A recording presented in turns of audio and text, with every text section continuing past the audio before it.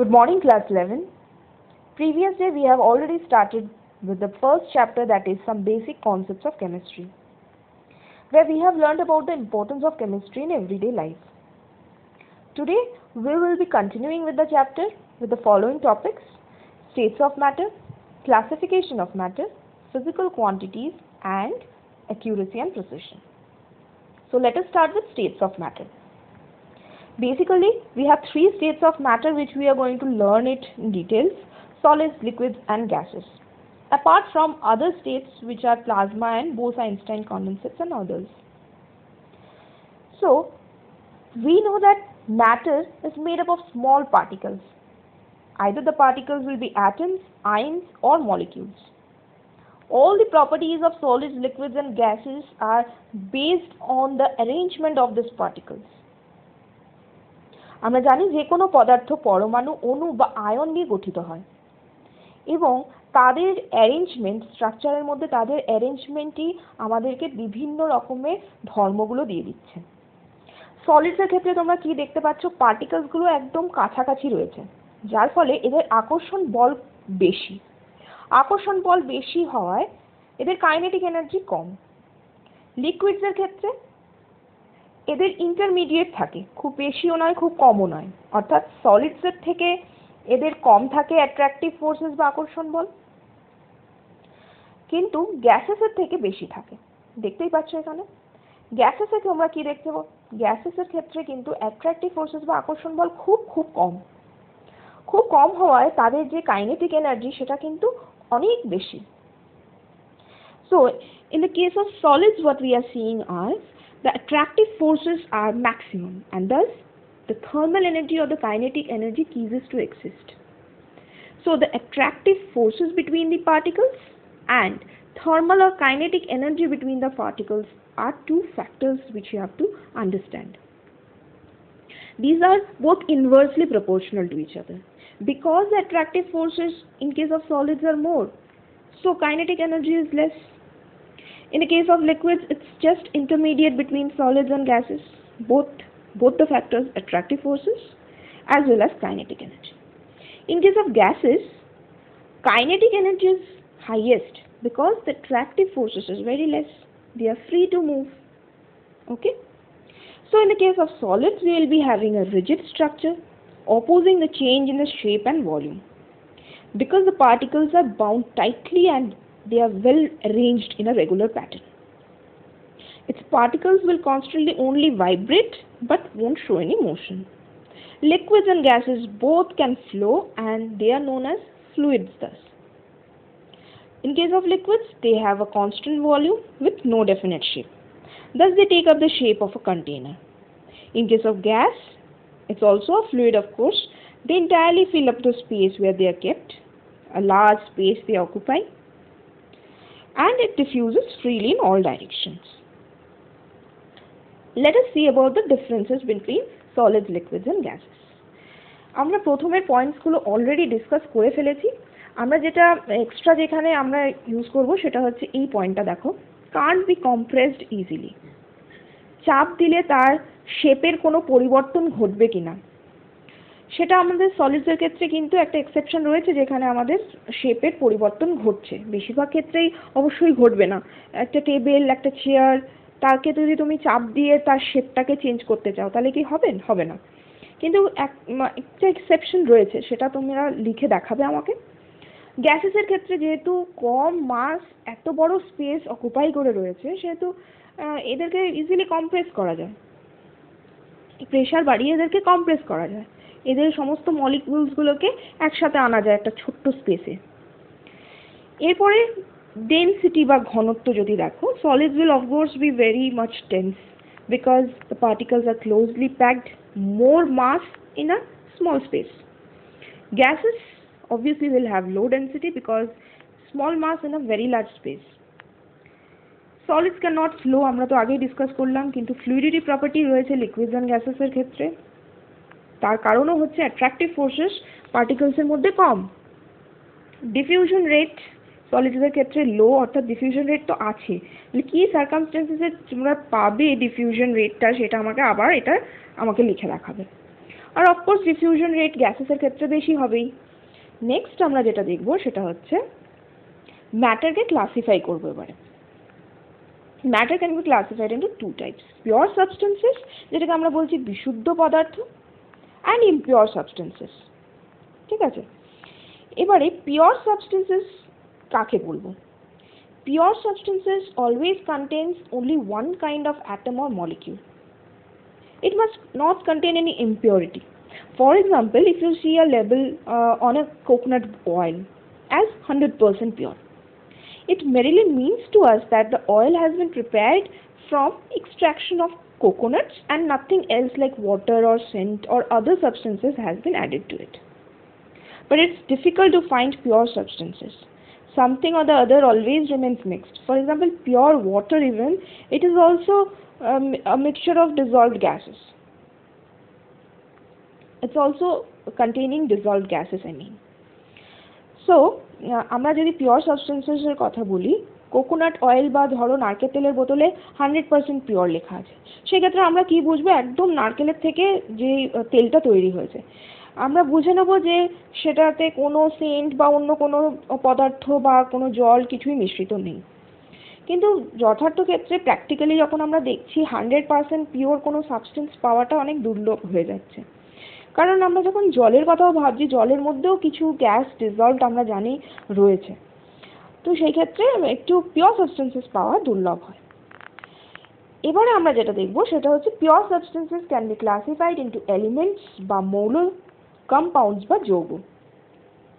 Now these elements can again be classified into metals, non-metals and metalloids. Elements কি বা মৌল কি? Elements are pure substances which cannot be divided further into more simpler forms, the basic form being atom for them. ধরে নাও carbon, কার্বনকে কি আর তোমরা divide করতে পারবে? আর পারবে না। কার্বন নিজের আইডেন্টিটি লুজ করে যাবে, আর ডিভাইড হবে না সে, তাহলে এটা একটা এলিমেন্ট। সেই রকমই আমরা জানি metals, non metals and metalloids রয়েছে এলিমেন্টসের মধ্যে। বেশিরভাগ 70% অফ এলিমেন্টস আর মেটালস। মেটালসের যে সমস্ত প্রপার্টি রয়েছে সেটা একটা ইউনিক বন্ডিংয়ের জন্য অ্যারাইজ করে, সেটা হচ্ছে মেটালিক বন্ডিং। মেটালিক বন্ডিংয়ের ফলে আমরা ম্যালিয়েবিলিটি দেখতে পাই, ডাক্টিলিটি দেখতে পাই, they are good conductors because of that. এগুলো, এই সমস্ত যে আমাদের প্রপার্টিসগুলো রয়েছে মেটালসের, তার জন্যই রাইজ করে, এই বন্ডিংটার জন্য। আর আমরা কিন্তু এগুলো সলিডসেই পাবো, ফিজিক্যাল স্টেট মেটালসের সলিড থাকবে, এক্সেপশন ধরে নাও মার্কারি। নন মেটালসের ক্ষেত্রে যেহেতু মেটালিক বন্ডিং নেই, সেহেতু অপোজিট হয়ে যাবে প্রপার্টিসগুলো, অর্থাৎ ম্যালিয়েবিলিটি থাকবে না, ডাক্টিলিটি থাকবে না, সোনোরাস হবে না, ব্যাড কন্ডাক্টার্স হবে ইলেকট্রিসিটির। কিন্তু একটা এক্সেপশন রয়েছে, যেটা গ্রাফাইট। আর ফিজিক্যাল স্টেট যদি বলতে চাই, সলিডসেও এক্সিস্ট করে এরা, সালফার, ফসফরাস, এগুলো লিকুইডসেও এক্সিস্ট করে, ব্রোমিন, গ্যাসেসেও এক্সিস্ট করে, যেমন nitrogen, hydrogen and others, oxygen and all. Metalloids যেমন আমাদের ধরে নাও আর্সেনিক, সিলিকন, জার্মেনিয়াম, এগুলোর প্রপার্টিজ কিন্তু একদম মেটালস আর নন মেটালসের মাঝামাঝি আসছে, ইন্টারমিডিয়েট আসছে, তাই আমরা এগুলোকে মেটালয়েডস বলছি। এবারে আমরা দেখব কম্পাউন্ডস। কম্পাউন্ডস কি? কম্পাউন্ডস বা যৌগ যেটা, সেটা আমি একবার ডেফিনেশনটা বলে দিচ্ছি। Compound is a pure substance formed by combining more than one element in a definite proportion by mass. যেমন ধরো H2SO4, H2SO4 এ আমাদের তিনটে এলিমেন্টস আছে, হাইড্রোজেন, সালফার অ্যান্ড অক্সিজেন। বলছে এটা ডেফিনেট প্রপোর্শন বাই মাসে কম্বাইন করবে। যেমন ধরো 2:2, আমরা সালফারের মাস পাচ্ছি 32 অ্যান্ড 4টে অক্সিজেন রয়েছে, তাই আমরা এখানে পাচ্ছি 64। So ultimately it is coming as 1:16:32। এবং ডেফিনেট প্রপোর্শন বাই মাসেই কিন্তু কম্বাইন করবে, তবেই H2SO4টাকে কম্পাউন্ড বলবো। যে কোনো মাসে এরা কম্বাইন করলে কিন্তু কম্পাউন্ড তৈরি করবে না। কম্পাউন্ডসকে দুভাগে আবার ভাগ করা যায়, আমরা পড়েছিলাম, যেটা গতদিন আমরা পড়েছিলাম, organic compounds and inorganic compounds. Organic compounds will always contain carbon and hydrogen, and inorganic compounds will contain all the other elements. Even carbon also can be there, like carbon dioxide. Okay, so all those compounds where you have carbon and hydrogen, obviously it belongs to organic compounds. এরপর আমরা দেখব mixture, যেটা impure সাবস্টেন্সের মধ্যে পড়ছে। তো obviously বুঝতেই পারছো, it's just the opposite of pure substance. তাই এদের মধ্যে দুটো বা তার বেশি টাইপ অফ সাবস্টেন্স থাকবে। এরা কিন্তু কেমিক্যালি কম্বাইন হবে না। কেমিক্যালি কম্বাইন হয়ে গেলে কি হয়ে যাবে? কম্পাউন্ড হয়ে যাবে। So mixtures is a impure substance containing more than one type of substance which are not chemically combined. এটা আবার দু প্রকারের হয়, homogeneous mixtures or সমসত্ব মিশ্রণ যেটাকে বলছি। Homogeneous mixture is a mixture in which composition is uniform throughout the mixture in any given sample. সমসত্ব মিশ্রণের ক্ষেত্রে কম্পোজিশনটা একদম এক হবে, সমস্ত জায়গায় এক হবে। যেমন ধরো আমরা যে কোনো সলিউশন নিয়ে নাও, সুগার সলিউশন বা সল্ট সলিউশন এর। হেটেরোজেনাস মিক্সচারের ক্ষেত্রে ঠিক অপোজিট হবে, হেটেরো মিন্স মেনি। অসমসত্ব মিশ্রণ, এখানে কম্পোজিশন নন ইউনিফর্ম থাকবে। Again, matter, if you want, you can just go for physically separate, whether you can see the question must arise that whether it is physically separated or not. If it is physically separated, that means they have not chemically combined, and thus that is mixture. And if it is physically not separated, then it is your pure substance. Physically separated, then it's mixture. If physically not separated, then it's your pure substance. That is, it can be elements or compound. Now how to see that? We have to ask a question, can it be chemically decomposed? If it is chemically decomposed, then it's a compound. For example, water. Water can be chemically decomposed. I mean, you will pass electric current through it, and thus you will get two different elements, hydrogen and oxygen. So that means it is chemically decomposed into the constituent elements. So then that is a compound. Or otherwise, if it is not chemically decomposed, like suppose you take carbon, how you will chemically decompose it? Carbon is one atom, and it will lose its identity. You cannot break off that carbon atom. So that becomes your element. Now mixture, if it is, you have to ask a question with composition of the mixture. If it's uniform, then it's homogeneous, or if it's not, then it is heterogeneous. Okay, next is,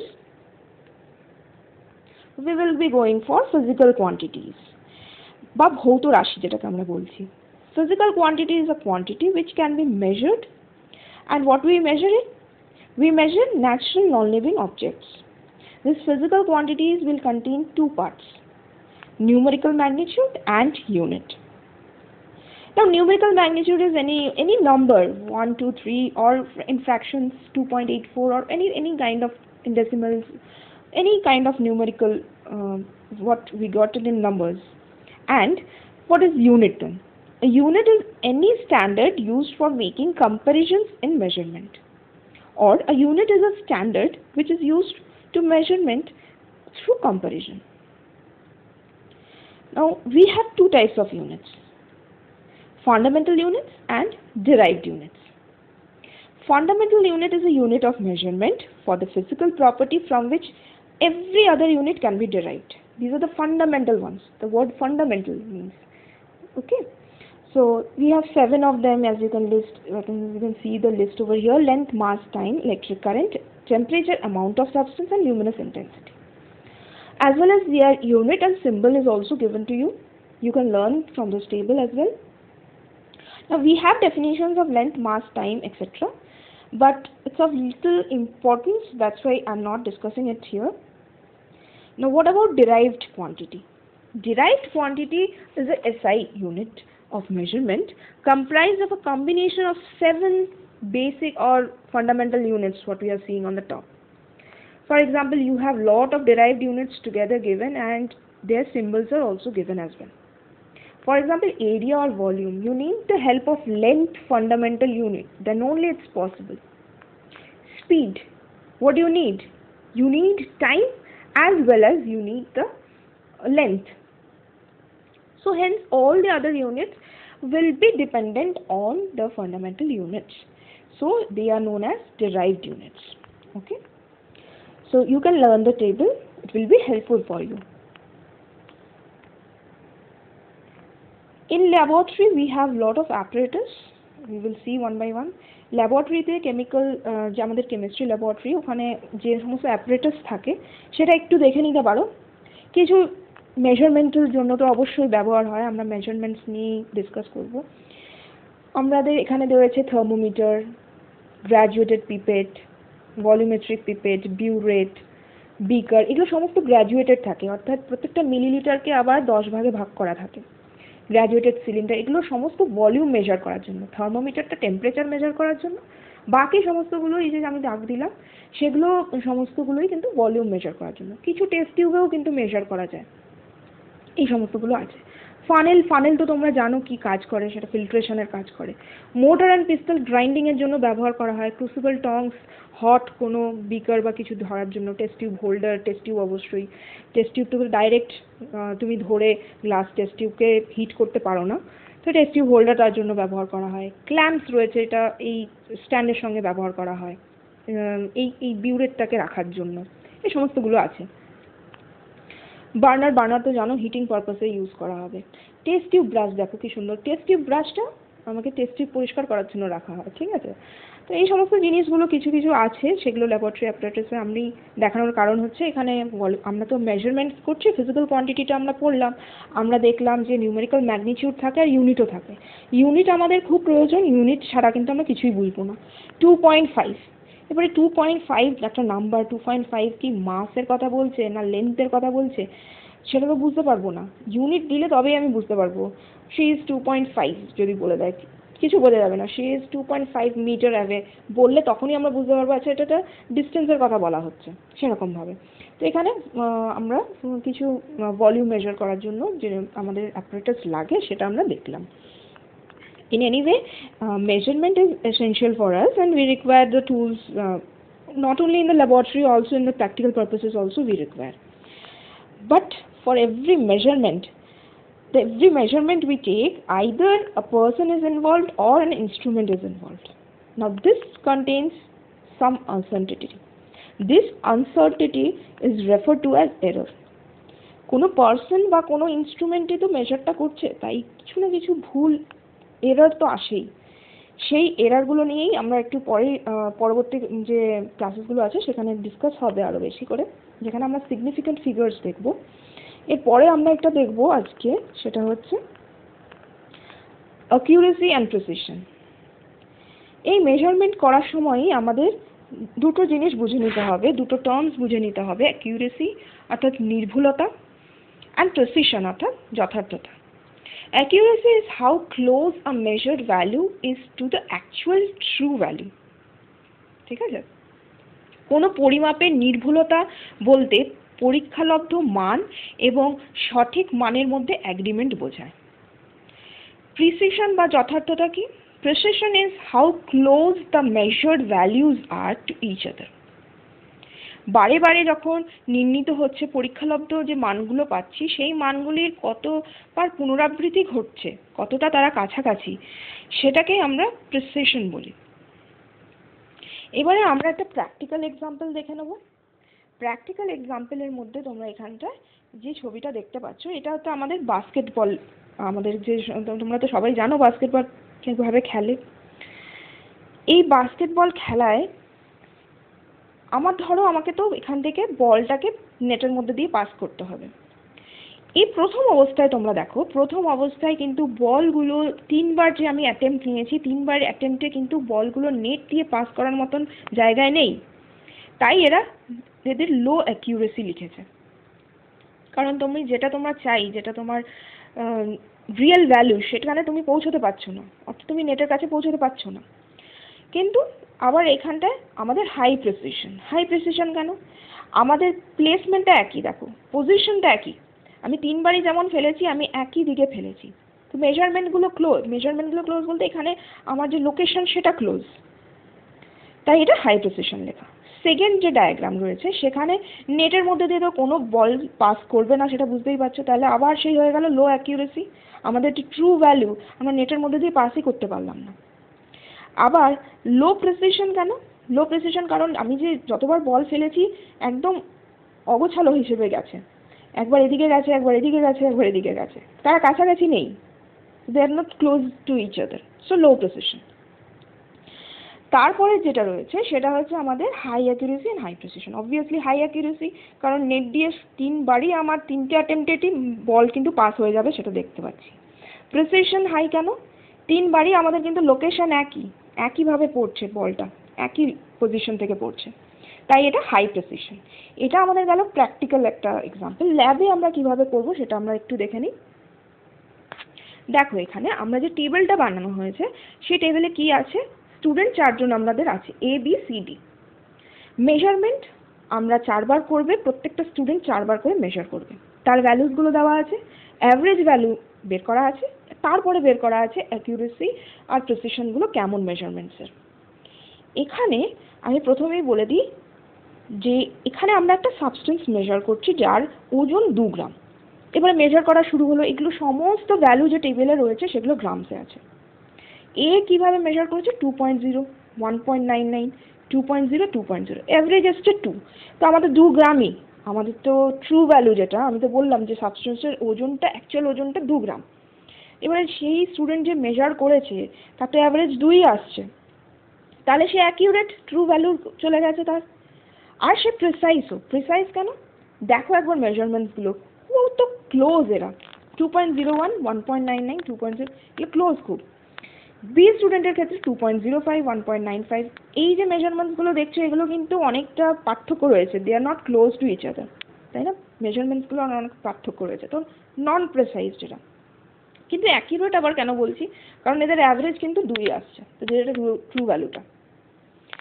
C স্টুডেন্টের ক্ষেত্রে we can see that the measurements are 1.95, and to see this measurements, see the measurements are close to each other, so they are precised, but they are not accurate because the average is 1.95 and our true value is 2 grams, so it's not so close to that, so this is not accurate. For D student, the measurements are like this, so you can see that the measurements average is not close towards 2, and so that is not accurate, and all the measurements are not so closely related also, they are not so closely related, so they are not precise even.